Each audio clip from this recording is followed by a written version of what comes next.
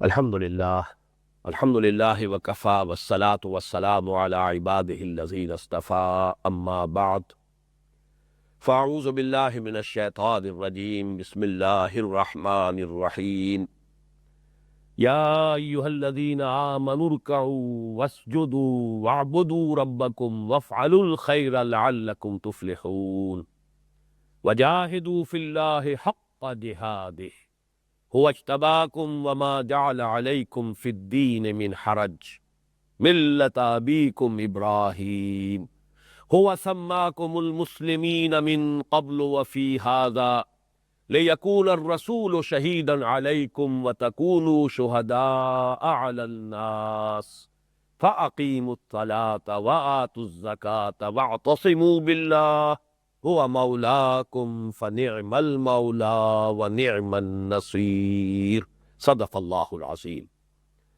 رب اشرح لی صدری ویسر لی امری واحلل عقدۃ من لسانی یفقہوا قولی اللہم ربنا الہمنا رشدنا واعذنا من شرور انفسنا اللہم ارنا الحق حقا وارزقنا اتباعہ وارنا الباطل باطلا وارزقنا اجتنابہ اللہم وفقنا لما تحب وترضى آمین یا رب العالمین۔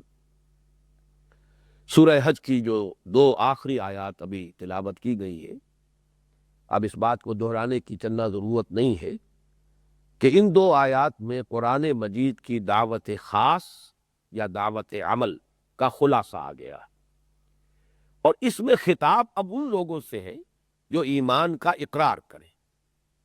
جو لوگ ایمان کا اقرار نہیں کرتے ان کو دعوت عام ہے ایمان کی دعوت، ماننے کی دعوت۔ ان سے اس مرحلے پر کوئی عمل کا مطالبہ کرنا وہ بالکل یوں سمجھیے کہ بے معنی بات ہے، محمل بات ہو گئی۔ جو اللہ کو مانتا ہی نہیں اس سے کہا جائے کہ نماز پڑھو، جو آخرت کا یقین ہی نہیں رکھتا اس سے کہا جائے کہ اپنے اعمال کو درست رکھو محاسبہ اخروی کے اعتبار سے، جو قرآن پر ایمان نہیں رکھتا اس سے کہا جائے کہ قرآن نے جس شے کو حرام کر دیا ہے اس سے وہ بچے۔ تو یہ در حقیقت دو حصوں میں اس دعوت کے خلاصے کو سمجھ لینا چاہیے۔ پہلی چار آیات میں جس پر ہم گفتگو کر چکے ہیں، جتنی بھی اس وقت اللہ کو منظور ہوئی، جتنی بھی وضاحت تھی وہ اللہ کو جتنی اس وقت منظور تھی وہ ہو چکی ہے، وہ دعوت عام ہے، دعوت ایمان۔ اب جو لوگ اقرار کریں ہم مانتے ہیں اللہ کو، ہم مانتے ہیں توحید کو، ہم مانتے ہیں اس کی صفات کمال کو، مانتے ہیں علی کل شیء قدیر ہے، مانتے ہیں بکل شیء علیم ہے، ہم مانتے ہیں فرشتوں کو، ہم مانتے ہیں وحی کو، ہم مانتے ہیں کتابوں کو، نبیوں کو، رسولوں کو، محمد الرسول اللہ کو، ان کی ختم نبوت کو، قرآن کو اور اس کی محفوظیت کو۔ ہم مانتے ہیں کہ ایک وقت آئے گا کہ ایک پوری اس دنیا کے اوپر ایک موت طاری ہو جائے گی، زلزلۃ الساعہ حق ہے، والساعۃ حق، یہ حق ہے۔ اسی طریقے سے ہم مانتے ہیں کہ پھر ایک وقت آئے گا بعث بعد الموت، تمام انسانوں کو دوبارہ زندہ کیا جائے گا۔ پھر ہم مانتے ہیں کہ حشر ہوگا، لوگوں کو جمع کیا جائے گا، حساب کتاب ہوگا، وزن اعمال ہوگا، پھر فیصلے ہوں گے، جزا و سزا کے احکام ہوں گے۔ جنت کو بھی مانتے ہیں، دوزخ کو بھی مانتے ہیں۔ جو لوگ یہ ماننے کا اقرار کریں اب ان سے تقاضا عمل کا ہے۔ اس ماننے سے یہ لا بیمار ہے، اس ماننے کے بعد تمہیں اب یہ کرنا چاہیے۔ یہ دعوت خاص ہے اہل ایمان سے، اور اس کو ہم دعوت عمل کہیں۔ تو جیسا کہ میں نے گزشتہ نشست میں عرض کیا تھا کہ ہم سے زیادہ متعلق تو یہ حصہ ہے۔ پہلے حصے میں تو اللہ تعالیٰ نے جیسے اپنا فضل فرمایا، مسلمانوں میں پیدا کر دیا، ان تمام عقائد اور ان تمام چیزوں کو ہم ماننے والے ہیں، لیکن یہ کہ ان کے تقاضوں پر غور کرنا یہ ہے در حقیقت کہ جو اصل مرحلہ ہے اور جو کٹھن مرحلہ ہے۔ راہ دشوار ہے اور یہ اس منزل جو ہے وہ مشکل ہے، لیکن یہ کہ بہرحال تقاضا ہے ایمان کا پورا کرو۔ گویا کہ ہم کہہ سکتے ہیں کہ اب جگر تھام کے بیٹھو میری باری آئی، اس لیے کہ عمل کا تقاضا اب آئے گا۔ میں عرض کر چکا ہوں کہ پہلے حصے میں بھی ہمارے لیے معرفت، علم کی گہرائی، فہم کی گہرائی، تفقہ، فکر کے لیے غذا، یہ سب کچھ ہے، لیکن اصل جو مرحلہ ہے وہ یہ ہے کہ اب یہ فرائض ہیں دین کے جو تم پر عائد ہوتے، اللہ تم سے یہ چاہتا ہے، اللہ کے تقاضے یہ ہے، اللہ کے احکام یہ ہے، اس کا خلاصہ ہے جو یہاں پر دو آیتوں میں نہایت جامع شکل میں آ گیا ہے۔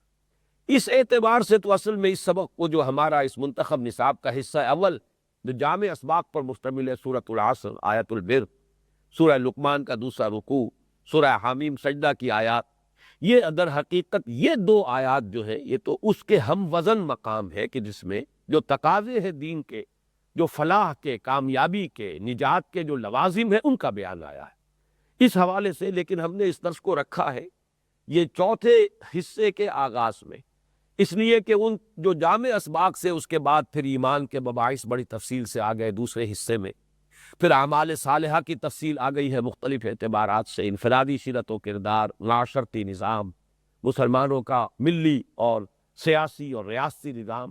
تو چونکہ گفتگو بہت پھیل گئی ہے تو پھر گویا کہ اس کو مرکز پر لایا جا رہا ہے ان دو آیات کے ذریعے سے، پھر گویا کہ وہ جو بنیادی تقاضے ہیں دین کے عملی اعتبار سے ان کا خلاصہ پھر آ گیا ہے۔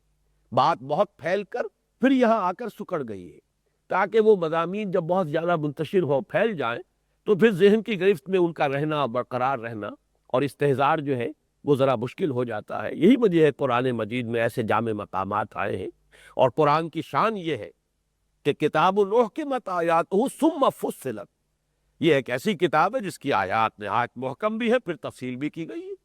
ایک اعتبار سے جیسا کہ سورۃ العصر کے ضمن میں عرض کر چکا ہوں کہ پورا قرآن سورۃ العصر کی تشریح پر مشتمل ہے، وہی مضامین جو سورۃ العصر کے اندر آ گئے ہیں، جیسے آم کی گٹھلی میں پورا آم کا درخت ہے، ایسے ہی سورۃ العصر میں پورا قرآن موجود ہے۔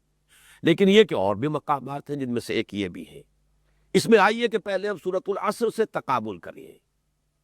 سورۃ العصر میں خسارے سے بچنے اور ناکامی سے بچنے کے لیے 4 شرطوں کا بیان آیا۔ والعصر ان الانسان لفی خسر الا الذین آمنوا وعملوا الصالحات وتواصوا بالحق وتواصوا بالصبر۔ اب یہاں یوں سمجھ لیجئے، یہ جو 2 آیات اب ہم پڑھنے لگے ہیں، تلاوت ہو چکی ہے، اب ان کے بارے میں تفصیل سے کچھ غور کرنا ہے۔ پہلی آیت میں ایمان اور عمل صالح کی کچھ وضاحت آ گئی۔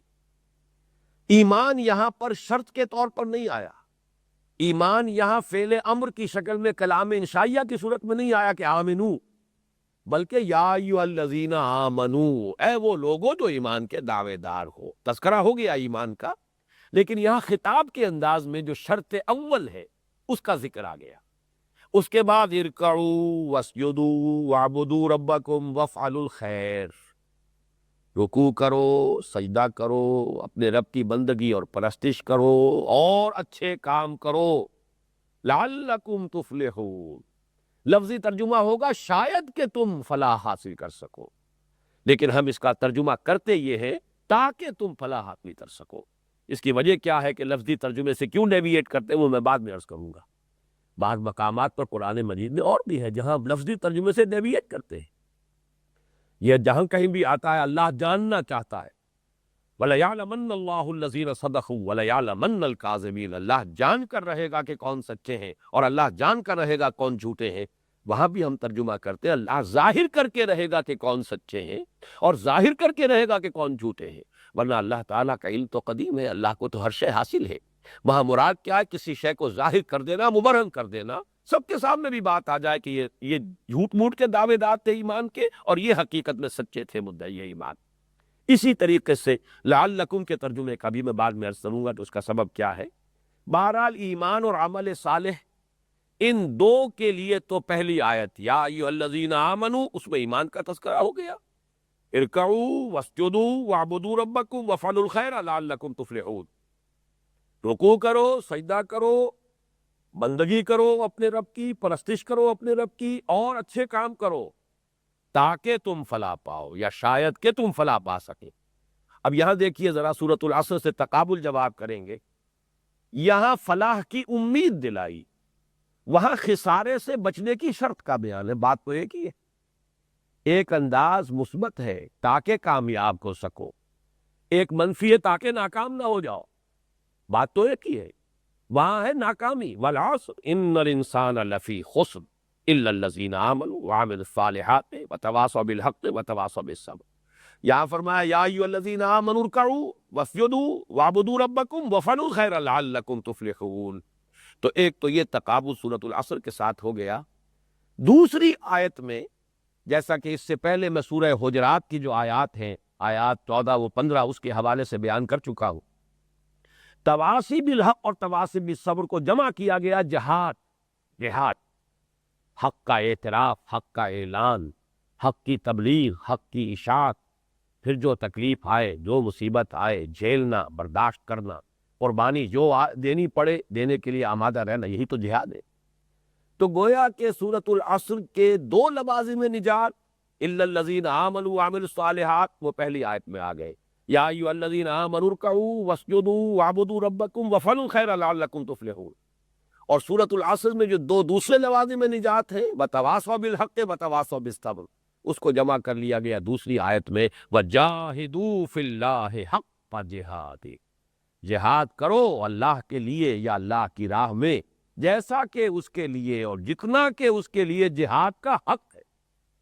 اور یہ میں نے اس سے پہلے عرض کیا تھا، یہ دو حصے ہیں اس رکوع کے، ان میں جو مناسبتیں ہیں ان میں سے ایک اہم مناسبت یہ بھی ہے کہ پہلے حصے میں چونکہ معرفت کی بات تھی، وہاں فرمایا ما قدر اللہ حق قدرہ، یہاں فرمایا جاہدوا فی اللہ حق جہاد۔ گویا کہ یہ دو ہی کام ہے کرنے کے، پہچانو اللہ کو جیسے کہ اس کو پہچاننے کا حق ہے، اور اللہ کے لیے جان خرچ کرو، لگا دو، جان مار دو جیسا کہ اس کے لیے جان مارنے کا حق ہے۔ دو ہی کے اندر پورے دین کا خلاصہ آ جائے۔ اس میں آگے بڑھنے سے پہلے ایک کیونکہ اشکال بہت سے حضرات کو ہو جاتا ہے، اور وہ ہو سکتا ہے کہ بار بار ہم اس آیت کا آپ چونکہ دہرائیں گے تو وہ اشکال جو ہے ملٹی پلائی ہوتا چلا جائے کہ یہ آیت سجدہ ہے، ہم سجدہ نہیں کر رہے، ہر آیت سجدہ میں تو ہر مرتبہ سجدہ کرنا لازم ہوتا ہے۔ تو مسئلے کی حیثیت سے سمجھ لیجئے در حقیقت کہ اول تو یہ کہ اس آیت کے بارے میں اختلاف ہے۔ احناف کے نزدیک، امام ابو حنیفہ کے نزدیک یہ آیت سجدہ نہیں ہے، یہ صرف امام شافعی کے نزدیک آیت سجدہ ہے، شوافع کے نزدیک آیت سجدہ۔ اسی لیے حاشیے پر آپ نے لکھا دیکھا ہوگا السجدہ عند الشافعی، امام شافعی کے نزدیک یہ سجدے کی آیت ہے۔ اب دوسری بات یہ ہے، اور یہ بہت دلچسپ ہے موضوع، کہ امام ابو حنیفہ کے نزدیک یعنی مسلک حنفی میں سجدہ تلاوت جو ہے وہ واجب ہے، واجب جو ہے وہ تو فرض کے قریب ہی آ جاتا ہے۔ اسی وجہ سے ہمارے ہاں چونکہ اکثریت جو ہے احناف کی ہے، حنفی مسلک پر عمل پیرا لوگ ہیں، اسی کی معلومات حاصل ہے، کسی اور مسلک کی تو معلومات ہی لوگوں کو نہیں ہے، اسی وجہ سے تشویش بہت ہو جاتی ہے، اس لیے کہ یہ تو سجدہ واجب ہے۔ لیکن امام شافعی کے نزدیک یہ واجب ہے ہی نہیں، یہ آپ کے اختیار میں ہے، کرنا چاہے کر لیں، مستحب ہے، واجب نہیں۔ گویا کہ اس آیت کے ذیل میں کسی تشویش کو قریب نہ آنے دیجئے۔ حنفی مسلک میں یہ آیت سجدہ ہے ہی نہیں، اگر شافعی مسلک میں آیت سجدہ ہے تو اس کی روح سے سجدہ کرنا واجب ہی نہیں، تلاوت سجدہ تلاوت جو ہے وہ واجب نہیں۔ تیسرا مسئلہ اور نوٹ کر لیجئے، جب کبھی بھی قرآن مجید کی تلاوت کی جائے نماز لو تو جہاں آیت سجدہ آئے اگر وہیں رکوع کر دیا جائے تو رکوع بھی سجدے کا قائم مقام ہے، اور یہ آیت اس کی دلیل ہے، ارکعوا واسجدوا۔ در حقیقت رکوع جو ہے وہ سجدے کی ابتدائی پوزیشن ہے، جھکو اور جھکو، تو جھکنے کا ایک مرحلہ رکوع ہے، اللہ کے سامنے جھکو، اور پھر واسجدوا اور جھکو، جھکنے کی انتہا جو ہے وہ سجدہ ہے۔ تو یہ ہمارے ہاں مسلک حنفی میں بھی ہے کہ آیت سجدہ پر رکوع اگر ہو جائے تو علیحدہ سے اضافی سجدہ کرنے کی ضرورت نہیں ہوتی۔ البتہ یہ کہ اگر آپ کو ابھی مزید تلاوت کرنی ہے تو پھر سجدہ کیجئے، کھڑے ہو جائیے، مزید تلاوت کیجئے، پھر وہاں پر ان کے نزدیک دوران نماز بھی وہ سجدہ تلاوت ادا کرنا واجب۔ یہ مسائل ذرا میں نے چاہا کہ آپ حضرات کے علم میں آ جائیں۔ لیکن چوتھی بات اور بھی عرض کر دوں اس ضمن میں، ہمارے ہاں ایک بڑی لوگوں کو محرومی ہو گئی ہے کہ وہ جس دن آیات میں اور جس مقام پہ سجدے کی آیتیں ہیں وہ پڑھتے ہی نہیں نماز میں، کہ کون اس کھکھیڑ میں پڑھے۔ یہ اصل میں بہت بڑی محرومی ہے، حالانکہ واقعہ یہ ہے کہ یہ جو آیات سجدہ ہیں یہ خصوصی کیفیت کی حامل ہے، اس میں خصوصی اثرات ہوتے، تبھی تو وہاں پر سجدے کا جو ہے اس طور سے حکم ہے، یا حضور صلی اللہ علیہ وسلم کی سنت ہے سجدہ کرنا۔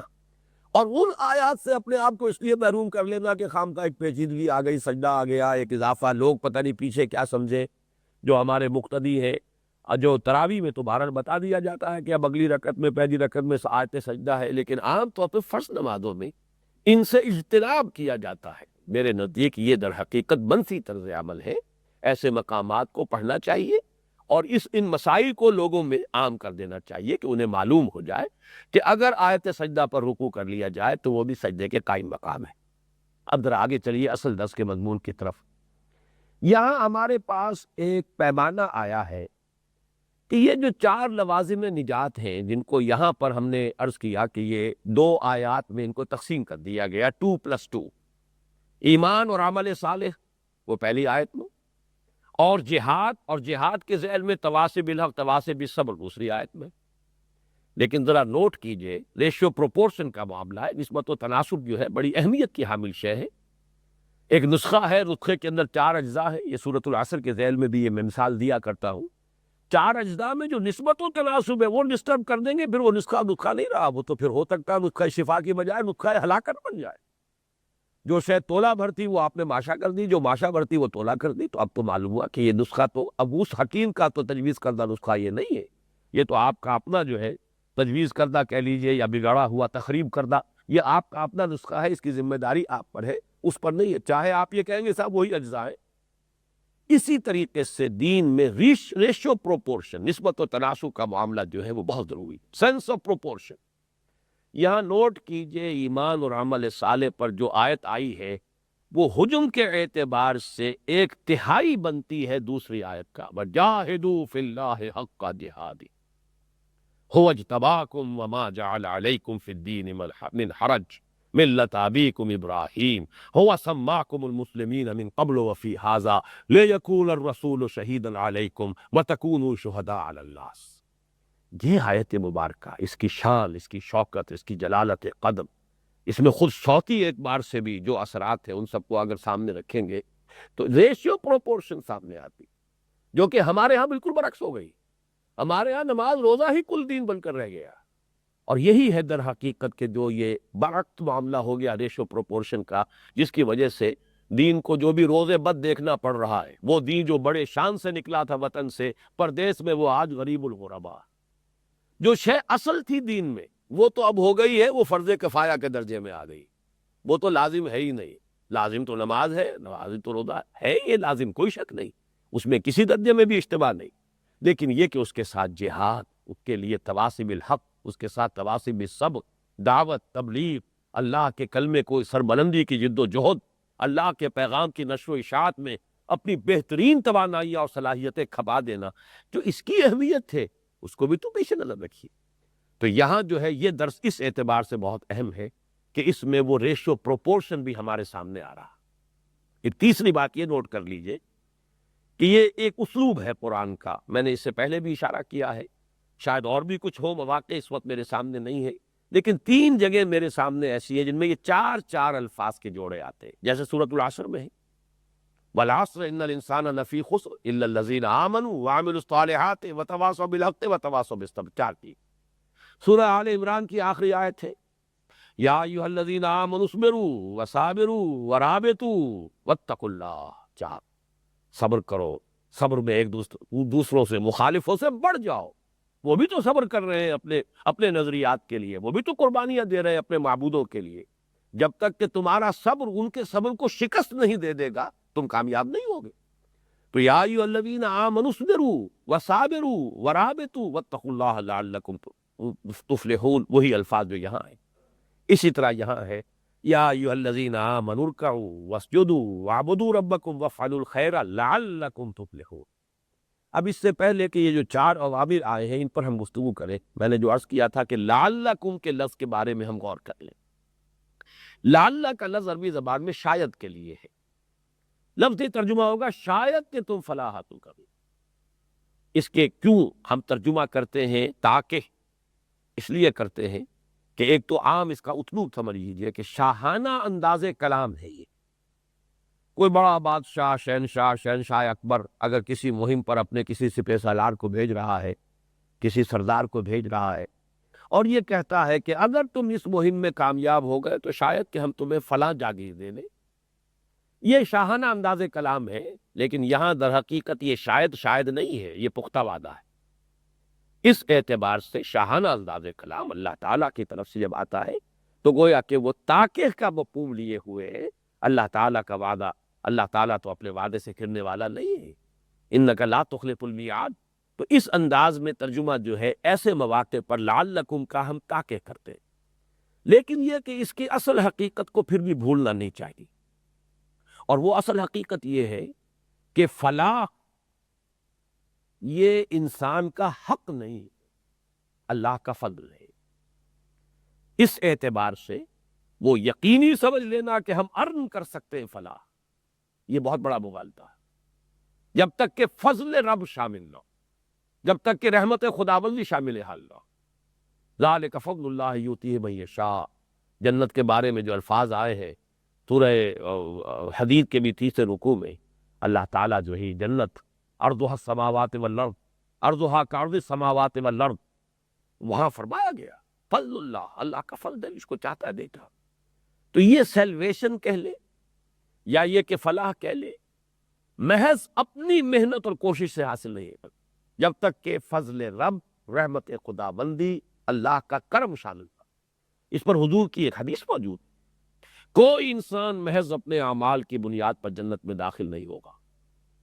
اور جب حضور سے کسی نے ہمت کر کے پوچھ لیا یا حضور آپ بھی؟ فرمایا ہاں میں بھی، جب تک کہ میرے رب کی رحمت مجھ پر سایہ رہتا ہے۔ یہ بہت اہم مضمون ہے کہ اس کو ذہن میں رکھیے کہ انسان در حقیقت جس کو ہم کہتے ہیں جاہدوا فی اللہ حق کا گیا، لیکن واقعہ یہ کہ اللہ کے لیے جہاد کا جو حق ہے، جتنا حق ہے اس کا ادا کرنا کس کے بس میں؟ اس لیے کہ ہم پر اللہ کی نعمتوں کا جو بار ہے، ایک ایک سانس جو آ رہا ہے، جس کو کہ شیخ سعدی نے بڑے پیارے الفاظ میں کہا ہے کہ ہر سانس جب اندر جاتا ہے تو انسان کے لیے موجب تقویت بنتا ہے، آکسیجن جا رہی ہے، جب باہر نکلتا ہے تنقیہ، صفائی کا ذریعہ بن رہا ہے، کاربن ڈائی آکسائڈ نکل رہی ہے، پس بر ہر نفس دو شکر وادی بس، لہذا ثابت ہوا کہ ہر سانس پر 2 مرتبہ شکر کرنا چاہیے انسان کو۔ ہر سانس کے ساتھ اسے تقویت ملی ہے، ہر سانس جب نکلا ہے اس سے اس کے لیے ایک جو اس کو حاصل ہوئی ہے، یعنی جو بھی ایک فضلہ ہے جسم کے فضلات میں سے خارج ہوا ہے، اس اعتبار سے پس بر ہر نفس 2 شکر واجب۔ تو کون اللہ کا شکر ادا کر سکتا ہے جتنا کہ اس کے شکر کا حق ہے؟ اسی اعتبار سے وہ روایت بھی آتی ہے ما عبدناک حق عبادتک وما عرفناک حق معرفت، اے اللہ ہم تیری معرفت حاصل نہ کر سکے جتنی کہ تیری معرفت کا حق تھا، اور تیری بندگی نہیں کر سکتے جیسے کہ تیری بندگی کا حق تھا۔ اس میں پھر وہ ہمارے لیے پناہ گاہ ہے، مستطعتم فاتقوا اللہ مستطعتم، یہ بھی آیا ہے یا ایھا الذین آمنوا اتقوا اللہ حق تقاتہ، سورہ آل عمران میں، اہل ایمان اللہ کا تقوی اختیار کرو جتنا تو اس کے تقوی کا حق ہے۔ لیکن سورہ تغابن میں یہ بھی ہے فاتقوا اللہ مستطعتم، استطاعت کے اندر جتنا بھی ہے اللہ کا تقوی اختیار تھا۔ البتہ اس کا بھی ایک منفی نتیجہ ہمارے ہاں نکلا ہے، اگر رحمت کے بغیر نجات نہیں، فلاح نہیں، تو پھر عمل کی ضرورت کیا ہے؟ یہ بھی بڑا احمقانہ نتیجہ جو نکالا گیا، اس لیے کہ رحمت کا امیدوار انسان تبھی بن سکے گا جبکہ اپنی امکانی حد تک محنت کر چکا، ورنہ وہ رحمت کا امیدوار بننے کا وہ جو آیا ہے قرآن مجید میں اولئک یرجون رحمت اللہ، وہ ہے کہ جو اصل میں اللہ تعالیٰ کی رحمت کے امیدوار ہے۔ اللہ کی رحمت کی امیدواری کے لیے شرط لازم یہ ہے کہ اپنی امکانی حد تک کوشش کر گزریے۔ آپ یہ تو نہ سمجھیے کہ میں نے حق ادا کر دیا اللہ کی بندگی کا، اللہ کی عبادت کا، اللہ کے شکر کا، اللہ کی راہ میں جہاد کا حق ادا کر دیا۔ ہمارا ہر کام اللہ کے دین کے لیے صرف ہو رہا ہو تب بھی اس کا حق ادا نہیں ہو پائے گا، لیکن یہ کہ امکانی حد تک مستطعتم، آپ کو جد و جہد کرنی ہوگی، جہاد کرنا ہوگا، اور اس کے لیے اپنے تمام فرائض جو ہے ان کو ادا کرنا ہوگا۔ تب یہ ہے کہ لعلکم تتقون، تو لعلکم کو وعدہ بھی سمجھیے کہ اللہ کا یہ شاہانہ کلام ہے، لیکن ساتھ ہی جیسے کہ فرمایا گیا ہے کہ بین الخوف والرجاء، امید بھی رکھیے لیکن خوف بھی رہے کہ محض اپنی محنت سے، محض اپنے اعمال کے بل پر میں نجات حاصل نہیں کر سکوں گا، فلاح کا حقدار نہیں بن سکوں گا جب تک کہ رحمت خداوند بھی دستگیری نہ کرے۔ اب آئیے سب سے اہم نقطہ جو ہے اس میں جو سامنے آ رہا ہے، جو الفاظ کے اندر بھی کوئی سامنے ہے، اور وہ ہمارا وہ عوام الناس کا جو ایک تصور ہے کہ محض ایمان پر نجات ہو جائے گی، اس کی نفی جس شد و مت کے ساتھ اس آیت سے ہو رہی ہے، یا ایھا الذین آمنوا ارکعوا واسجدوا واعبدوا ربکم وافعلوا الخیر لعلکم تفلحون، اہل ایمان رکوع کرو، سجدہ کرو، اللہ کی بندگی اور پرستش کرو، اور اچھے کام کرو تاکہ تم فلاح پاؤ۔ یہ محض ایمان کی بنیاد پر اگر فلاح ہو تو یہ سارا درمیان کا کلام جو ہے یہ تو پھر مومل کلام ہے، بے معنی کلام ہے۔ بغیر محنت کیے پاس ہو جانا ہو تو محنت کون کرے گا؟ بتایا جا رہا ہے کہ یہ شرائط ہے. یہ ساری بحث ذہن میں تازہ کر لیجئے جو لوازم نجات کی بحث ہے سورۃ العصر کے ضمن یہ والعصر ان الانسان لفی خسر الا الذین آمنوا وعملوا الصالحات وتواصوا بالحق وتواصوا بالصبر. اور اس کے ضمن میں امام رازی کا جملہ جو میں نے سنایا بھی ہے اور جو کتاب چاہ ہے میرا اس میں اس کو میں نے باقاعدہ وہ کوٹیشن دی ہوئی ہے جو سورۃ العصر پر جو کتاب چاہ ہے کہ علم ان هذه الآیۃ فیہا وعید شدید. اس آیت میں بڑی شدید وعید ہے. لأن اللہ تعالی حکم بالخسار علی جمیع الناس الا من کان آتیا بهذه الاشیاء الاربعۃ. یہ چار چیزیں چار شرطیں پوری نہیں کرے گا تو اللہ نے تو فیصلہ کر دیا انسان خسارے میں ہے، تباہ ہے، برباد ہے. وَدَلَّ ذَلِكَ أَنَّ النَّجَاةَ مُعَلَّقَةٌ بِمَجْمُوعِ هَذِهِ الْأَشْيَاءِ. اس سے دلالت ہوئی، رہنمائی ملی ہے اس بات کی طرف کہ نجات کا دار و مدار، نجات منحصر ہے، دار و مدار ہے نجات کا ان چاروں چیزوں کے مجموعے پر. وہی چار چیزیں یہاں. تو جس بے عملی کا سہارا لیا ہوا ہے، کلمہ گو ہے، اور وہ ایمان بھی صرف قانونی ایمان، وہ ایمان کے جو ہمیں وراثتاً مل گیا ہے، جس کی کوئی قیمت ہم نے ادا نہیں کی ہے، کوئی قربانی اس کے لیے ہم نے نہیں دی ہے، نہ کوئی رشتہ داروں سے کٹنا پڑا ہے، نہ دنیاوی کسی اور طرح کی کوئی ایثار اور قربانی کرنی پڑی. وہ ایمان جو ہمیں حاصل ہو گیا merely due to accident of birth, اس کو سمجھ بیٹھے کہ یہ بس نجات کے لیے کافی ہے. تو کھکھیڑ کائے کو کوئی مول لے گا، کائے کو محنت کرے گا، کائے کو حلال اور حرام کی تمیز کرے گا، کائے کو اپنی توانائیاں جو ہے بجائے جائیداد بنانے کے اور کاروبار پھیلانے کے وہ دین کے لیے صرف کرے گا. یہ ہے اصل میں وہ بنیادی مغالطہ جس کی وجہ سے یہ روز بد کہ وہ دین جو بڑی شان سے نکلا تھا وطن سے پردیس میں وہ آج غریب الغربا ہے. اصل سبب یہ. تو یا ایھا الذین آمنوا ارکعوا واسجدوا واعبدوا ربکم وافعلوا الخیر لعلکم تفلحون. اب اس میں جو چند باتیں نوٹ کرنے کی ہیں، یہ یوں سمجھیے کہ ایک جیسے ممبر آپ نے دیکھا ہوگا، عام طور پر مسجدوں میں ممبر رکھے ہوتے ہیں، 3 اس کے اندر سیڑھیاں ہوتی ہیں.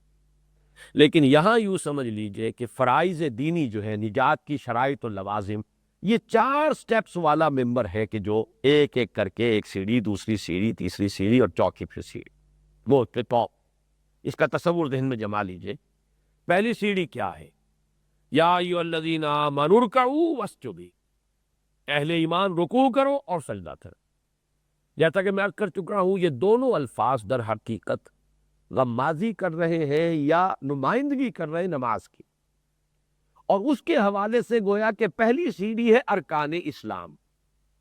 اسلام کا دعویٰ کر رہے ہو، ایمان کا دعویٰ کر رہے ہو، تو پہلا فرض کیا ہے؟ وہ جو 4 ہم نے ستون دیکھے تھے جن پر اسلام کی وہ چھت پڑی ہوئی ہے، باقی دوسری منزلیں بعد میں تعمیر ہوں گی. پہلے تو یہ کہ کلمہ شہادت، اس کے فوراً بعد یہ 4 ستون ہیں. بنی الاسلام علی 5: اقامت الصلاۃ وایتاء الزکوٰۃ وصوم رمضان وحج البیت.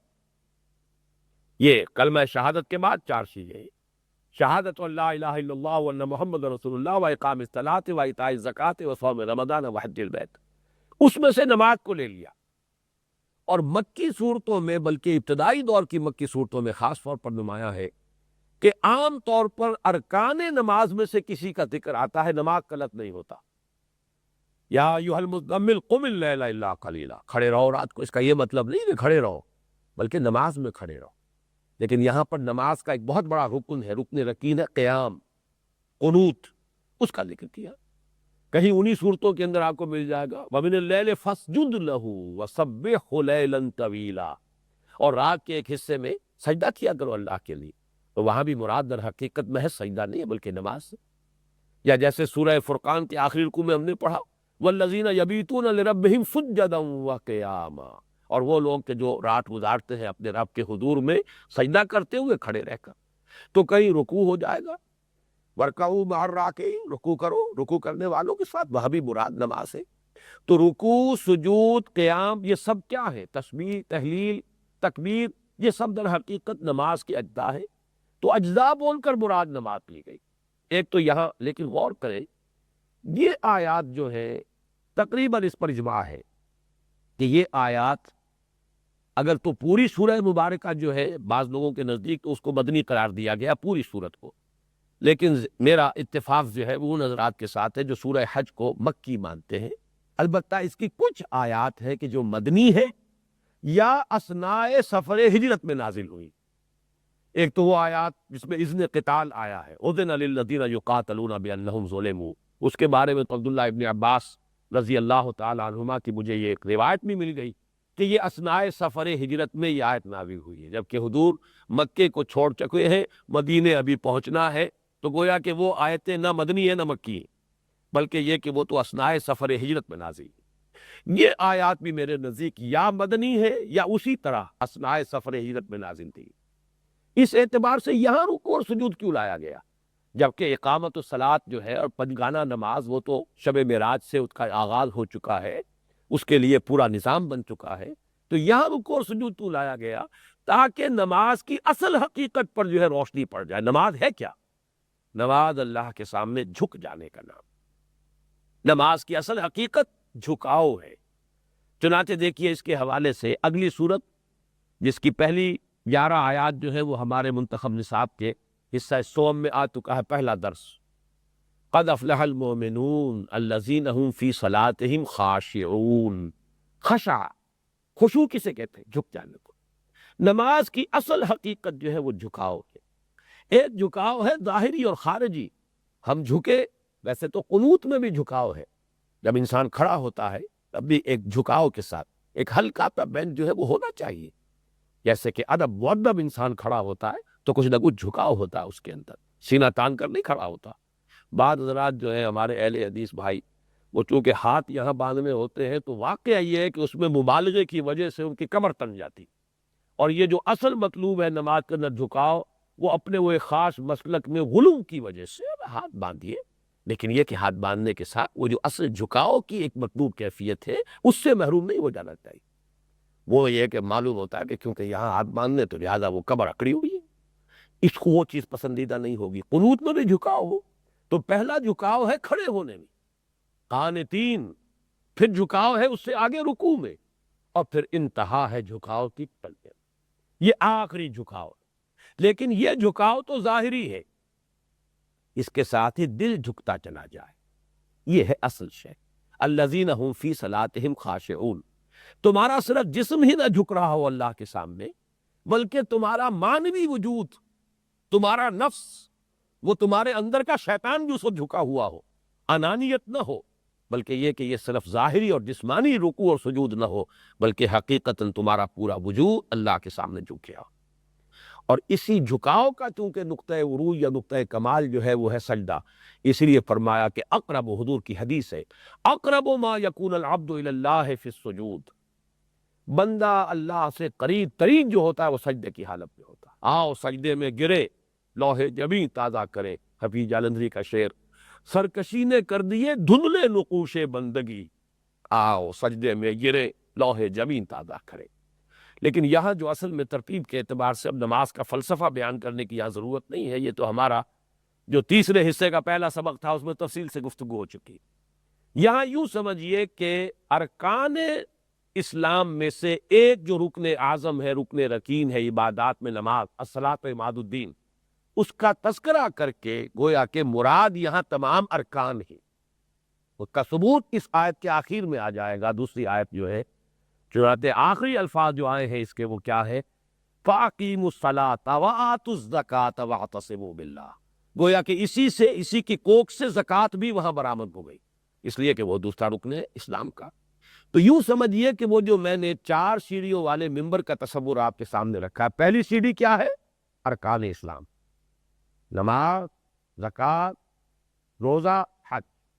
اس میں سب سے بڑا رکن رکین وہ ہے صلاۃ، اور وہ ہے عماد الدین، دین کا اصل ستون۔ تو یا ایھا الذین آمنوا ارکعوا واسجدوا۔ اب اگلا تیسرا لفظ آیا ہے وَاعْبُدُوا رَبَّکُم، بندگی کرو اپنے رب کی، پرستش کرو اپنے رب۔ ان دونوں الفاظ کے بغیر اعبدوا ربکم کا ترجمہ، اس کی ترجمانی ممکن نہیں ہے۔ اچھی طرح نوٹ کریے، عبادت کے 2 اجزاء ہیں، اطاعت، اور اطاعت اس کے جسد ظاہری کے مانند ہے، اور محبت وہ اس کی روح باطنی ہے۔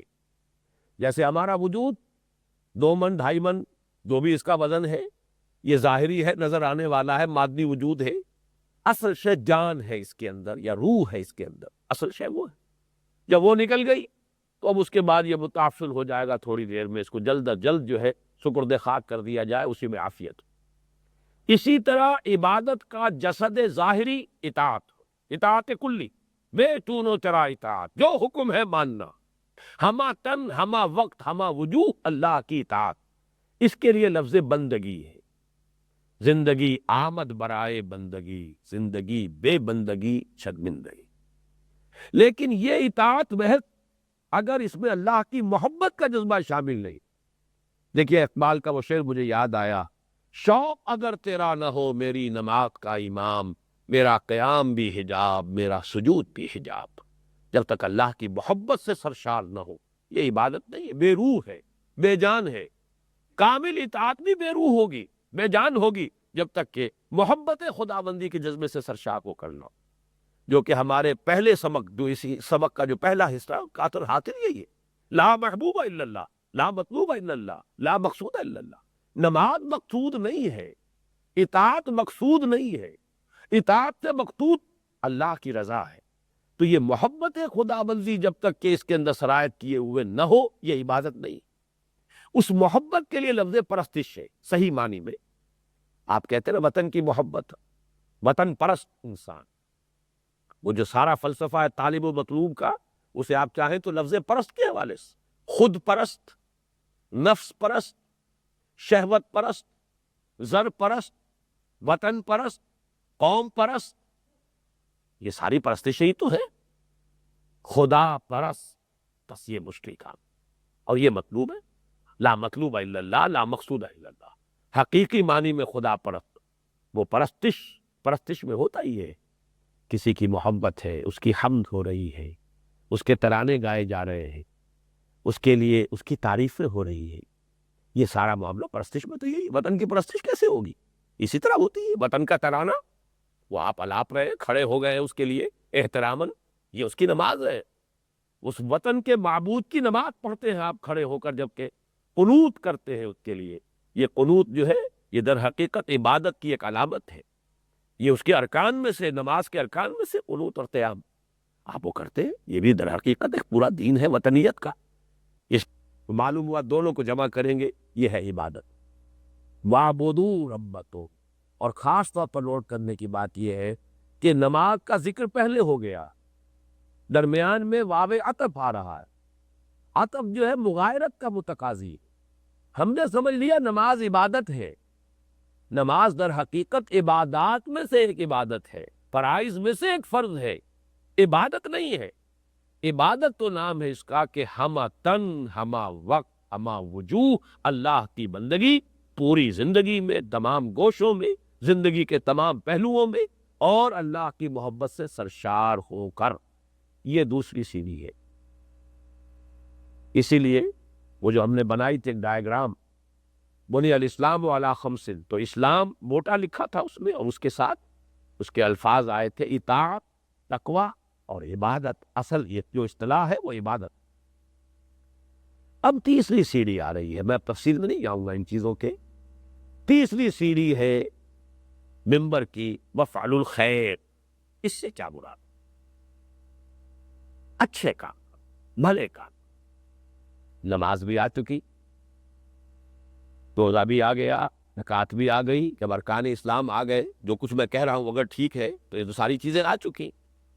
پھر اتنی گمبھیر اصطلاح آ چکی کہ اللہ کی بندگی ہما تن ہما وجوہ ہما وقت. اب اور خیر رہ کون سا گیا؟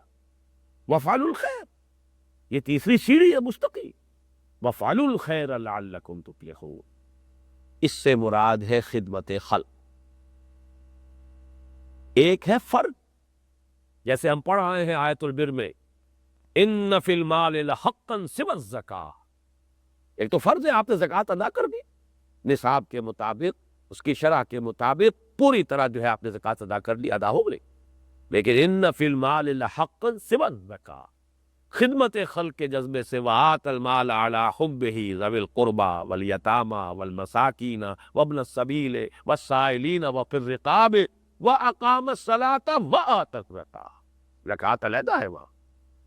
اسی لیے حضور نے اس آیت کے حوالے سے فرمایا، وہ حدیث کے اندر اسی آیت کا حوالہ ہے، ان فی المال لحقا سوی الزکاۃ، لوگو یہ نہ سمجھ لو زکوٰۃ دے ریا تو بس سارے کے سارا حق ادا ہو گیا، مال میں زکوٰۃ کے علاوہ بھی حق ہے۔ اور پھر یہ آیت پڑھی آپ نے، وَآتَى الْمَالَ عَلَىٰ حُبِّهِ ذَوِي الْقُرْبَىٰ وَالْيَتَامَىٰ وَالْمَسَاكِينَ وَابْنَ السَّبِيلِ وَالسَّائِلِينَ وَفِي الرِّقَابِ وَأَقَامَ الصَّلَاةَ وَآتَى الزَّكَاةَ، خدمت خلق، جیسے کہ حضور نے فرمایا خیر الناس من ينفع الناس، لوگوں میں سے بہترین لوگ وہ ہیں جو لوگوں کو فائدہ پہنچائے۔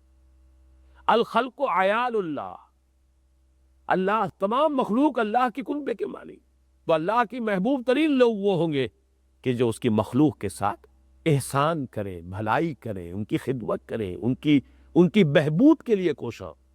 اب اس میں زیادہ تفصیل میں جانے کی ضرورت نہیں ہے، اصل میں تو اس رب کو سمجھنا ہے کہ تیسری سیڑھی سمجھ لیجئے، لیکن اس تیسری سیڑھی کو اب دو حصوں میں تقسیم کر لیجئے، کہ تفصیل تو اب انشاءاللہ کل بیان ہوگی، لیکن جو بھی وقت ہمارے پاس ابھی ہے کو ابھی ہم یوٹیلائز کریں۔